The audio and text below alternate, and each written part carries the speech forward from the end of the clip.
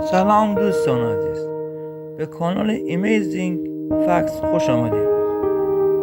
اینجا یکی از آخرین قبایل دست نخورده جهان، قبیله‌ای که اینترنت رو هم توهم میدونه و به جای رمز کارت از طلسم جادویی استفاده میکنه. بله، قبیله افسانه‌ای کروبای.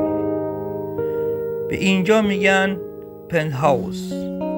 نسخه جنگلی از این قبیله تصمیم گرفته خونه هاش رو بالای درخت ها بسازه، چون خب چرا که نه. البته برای بالا رفتن به نردبون احتیاج داره که اگه وسطش خراب شد فقط باید بگی خداحافظ زندگی. غذای مورد علاقه این قبیله کرم‌های چاق و کله درختی. اگر فکر میکنی سوشی غذاهای عجیب غریب داره، پس هنوز سوپ کرم اینا رو تست نکرده.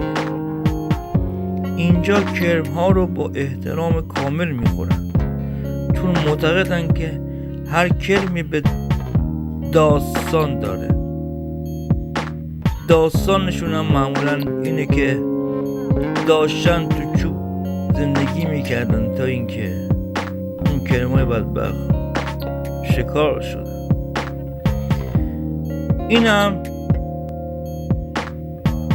رئیس قبیله، تنها کسی که حق داره تو این قبیله دستور بده، البته اگه همسرش اجازه بده.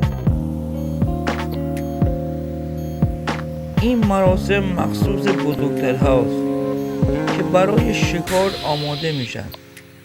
در واقع اینا دارن با رقص خودشون رو برای به نبرد سخت آماده میکنن، یعنی رفتن توی جنگل و پیدا کردن یک نارگیل